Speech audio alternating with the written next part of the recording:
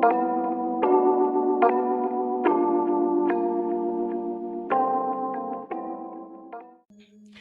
all, welcome back to my channel. This is Eileen from Beer Up, and I know it's been a minute since I put up a video, but everything has been so crazy for the last couple of months. But anyway, if you're new here, I want to welcome you. And on this channel, we talk about ways to help you get a job, or if you have a job, how to make it a better working environment. And so tonight, that's what we're going to talk about. We're going to talk about how the 5 love languages can improve your working relationship as well as your working environment.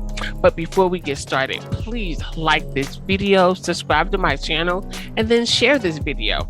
And also, I would love if you could leave any comments. So let's get started. So the 5 love languages have been around since 1992. There was a book that Gary Chapman created and was a way for couples to learn how to express their commitment to each other. Is that there are 5 ways that you can express your love to someone. The first one is words of affirmation. And so the second one is gift.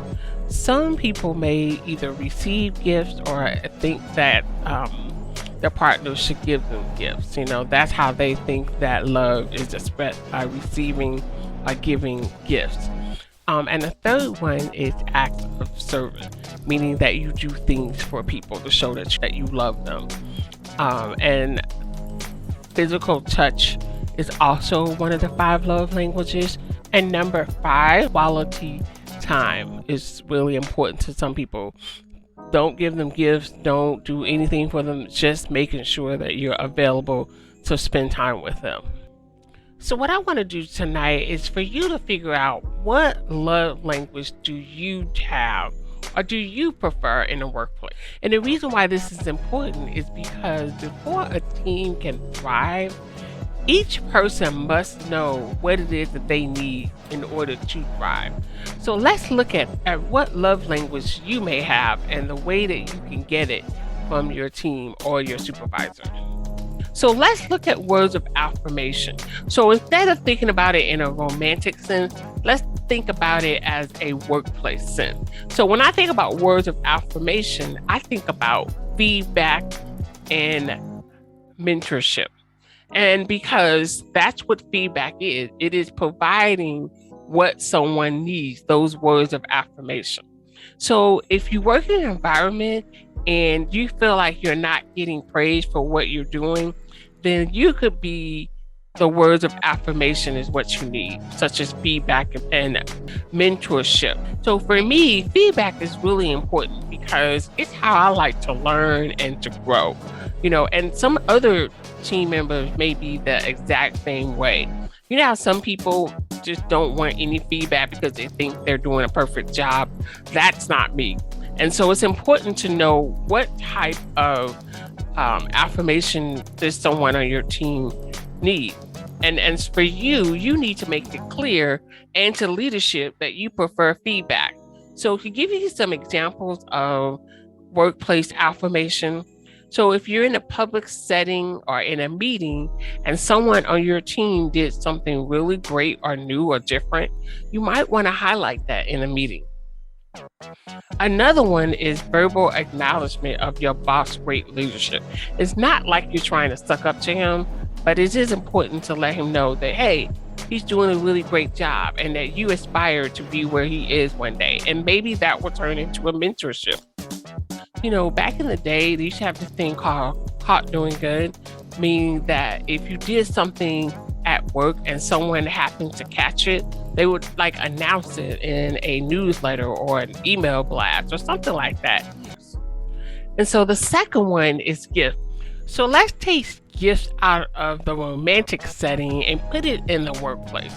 So are you someone that if you do a good job, it's not enough for your employees or your coworkers or supervisors to say, good job?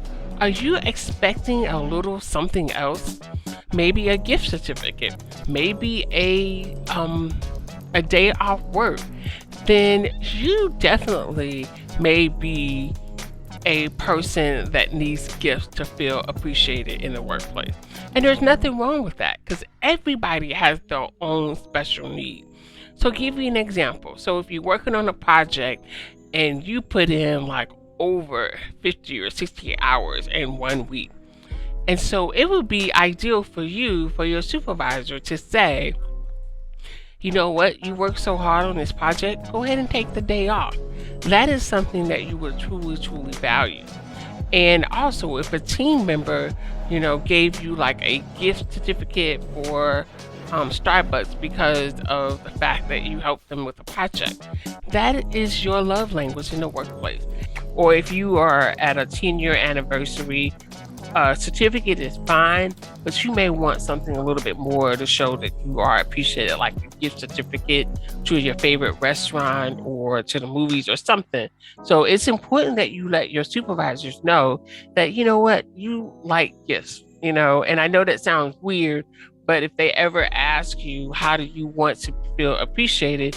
Then you want to say something about how you prefer, monetary things such as gift cards or that's what motivates you. And there's nothing wrong with that because everybody has their own way of being motivated in the workplace. So it's important that you recognize if that's what motivates you and you let your team know as well as your manager.